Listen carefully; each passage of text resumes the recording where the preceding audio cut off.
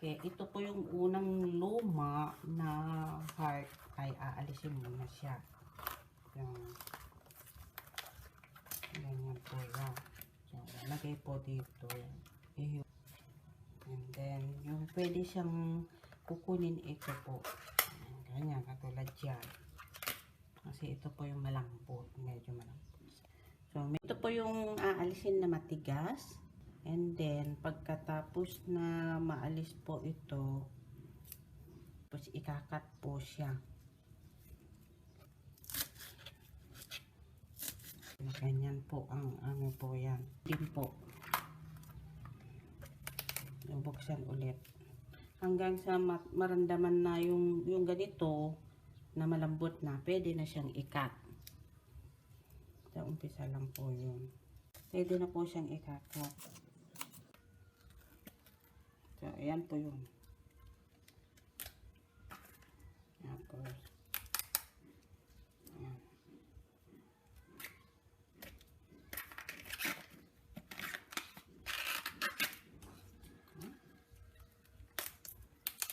So, ito na po yun. Pwede na siyang ikakat mamaya po. Iso na yung part ng heart na malambot siya.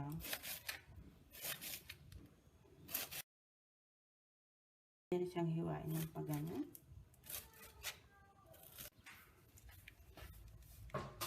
And then, lalagyan po ng asin.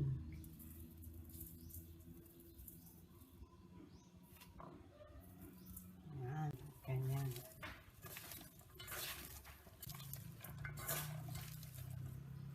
Nalamas na siya, nilamas, and then huhugasan po siya.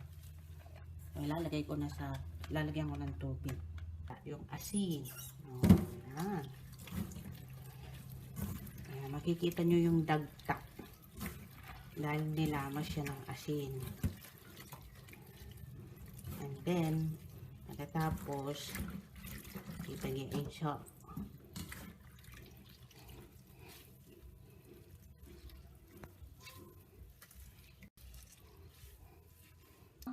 Pag natapos na ito, pwede na siyang lulutuin.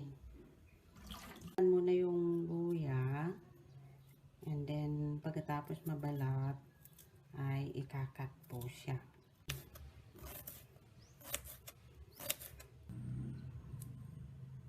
Start na po tayo. Yung mantika. Yan. So, pag mainit na po yung mantika, ilalagay na po yung bawang. Yan.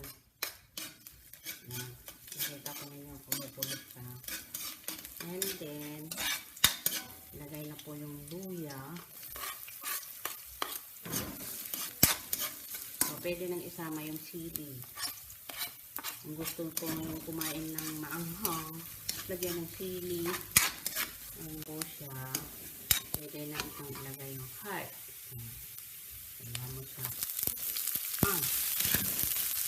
Minute na, pwede na siyang lagyan ng toyo.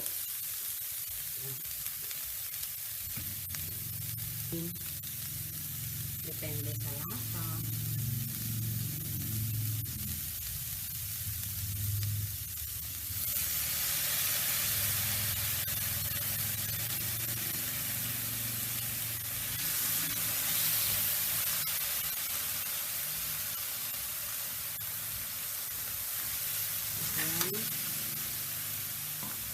Ganito. Right. Kara. So, papansayin ulit. Pag tatlong ganun yung toyo, so kailangan dalawang ganito po.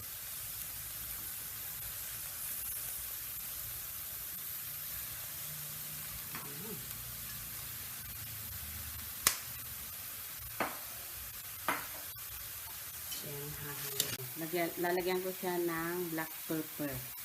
1/8 teaspoon. Ayan.